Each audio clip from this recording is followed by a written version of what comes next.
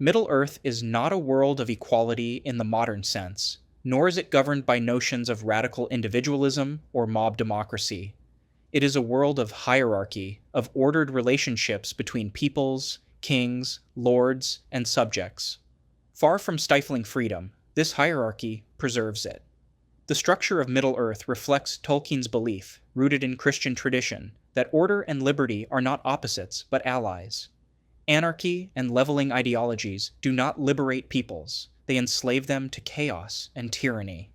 In the lore of Arda across the ages, it is precisely hierarchy that safeguards civilization, while rebellion against rightful authority always leads to ruin. Welcome to Middle-earth Uncharted, where Tolkien's world meets truth, faith, and reason. This channel explores the deeper layers of Middle-earth not from a modern or progressive lens, but from a traditional Christian conservative perspective. If you're tired of the shallow modern takes on Tolkien, you're in the right place. The journey begins right now. The foundations of this truth are laid in the very beginning. In the first age of the world, when the Ainur sang the great music before Iluvatar, Melkor rebelled against the hierarchy of the Valar. He refused to accept his place in the order of creation, introducing discord into the music. Iluvatar responded not by abolishing hierarchy, but by weaving even Melkor's discord into a greater harmony. This demonstrates the fundamental principle: freedom arises from order. Melkor's rejection of hierarchy led only to domination and slavery. The Valar's submission to Iluvatar's will, on the other hand, preserved the beauty of the world. This hierarchy of Valar, Maiar, elves, and men established a chain of stewardship that allowed creation to flourish. The First Age further demonstrates the necessity of hierarchy in the kingdoms of elves and men. Thingol of Doriath ruled as a king under whose authority his people found stability and prosperity, protected by the Girdle of Melian. Fingolfin, High King of the Noldor, led his people nobly in resistance against Morgoth. His authority united otherwise scattered houses, giving them strength. When hierarchy was respected, such as under Fingon's valor at the Nirnaeth Arnoediad, the elves showed their greatest heroism. When hierarchy was broken, as in the kinslaying at Alqualondë and later feuds among the sons of Feanor, destruction followed. Rebellion against rightful rule did not make the elves free. It left them vulnerable to Morgoth's domination. This fracturing of elven unity was one of the decisive reasons Morgoth endured for so long in Beleriand, showing that a refusal to submit to authority leads not to liberty, but to weakness. The Second Age provides an even clearer lesson through the rise and fall of Numenor. The Númenóreans, blessed with long life and great knowledge, prospered under their early kings because they accepted the hierarchy established by Iluvatar. They were rulers of men, but not lords of the world. Their authority was bounded by reverence for the Valar and submission to the ban of the Valar, which forbade them from sailing west to Aman. This hierarchy preserved their civilization for centuries. Yet when the later kings rebelled, Ar-Pharazôn foremost, they sought to cast off these limits, claiming freedom from the authority of the Valar. The result was catastrophic. Númenor was destroyed in the year 3319 of the Second Age, sunk beneath the waves because it abandoned hierarchy for rebellion. Tolkien shows that when hierarchy is rejected, liberty is not gained but lost forever. In Middle-earth itself, Númenor's faithful exiles established Gondor and Arnor. Their survival depended on hierarchy. Elendil as High King and his sons Isildur and Anarion ruling in union provided the structure necessary for resistance against Sauron. The last alliance of elves and men, forged under the authority of Gil-galad and Elendil, was only possible because hierarchy united the free peoples in a common cause. Without this hierarchy, the disparate peoples would have fallen separately, enslaved by Mordor. Even in failure, the alliance preserved a measure of freedom for the West. Hierarchy did not enslave. It alone prevented total enslavement. The Third Age continues this lesson. Gondor, once the greatest kingdom of men, declined not because its monarchy was too strong, but because its hierarchy was weakened. As the line of kings failed, the stewards ruled in their stead. Though noble, this stewardship was a diminished authority, unable to rally the kingdom to its former glory. Gondor held on, but its strength waned. Its survival depended on hierarchy being restored, which it was when Aragorn was crowned King Elessar in the year 3019 of the Third Age. His coronation, as Faramir declared, restored the order that had long been broken. The last steward of Gondor begs leave to surrender his office. Aragorn's return demonstrates that civilization flourishes only when legitimate authority is recognized. Without the restoration of kingship, Gondor might well have fractured permanently, leaving the free peoples vulnerable to Mordor's return. Rohan too exemplifies the power of hierarchy. The Riders of the Mark rallied under their king and marshals, preserving their freedom against Saruman's treachery. At Helm's Deep, it was the hierarchy of command, from Theoden down to Gamling and Hama, that organized the desperate defense. The arrival of Eomer and Gandalf at dawn only reinforced the point. Order and authority turned the tide.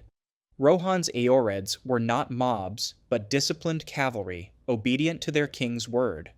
This hierarchy preserved their way of life against annihilation.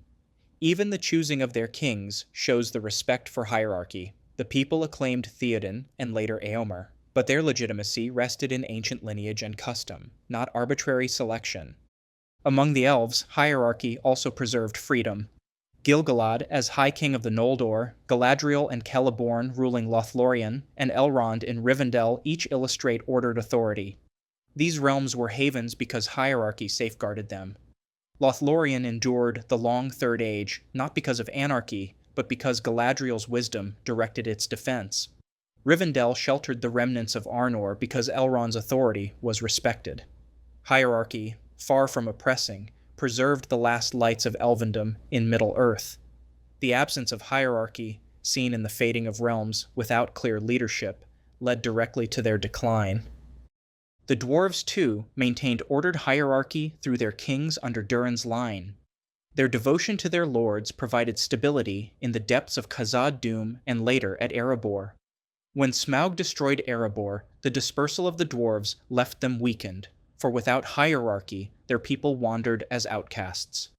The restoration of Erebor under Thorin's heir, Dane Ironfoot, illustrates once more that order brings freedom. Without kingship, the dwarves languished. With it, they flourished. The reverence they showed to the memory of Durin proves how hierarchy provided their cultural anchor through ages of wandering. Even the hobbits, who are often thought to reject hierarchy, lived within ordered structures. The Thane, the mayor of Mickle Delving, and the master of Buckland provided leadership. Their rule was light, but it was still rule. When Saruman imposed his socialist tyranny on the Shire, abolishing old customs and leveling all, the hobbits did not flourish.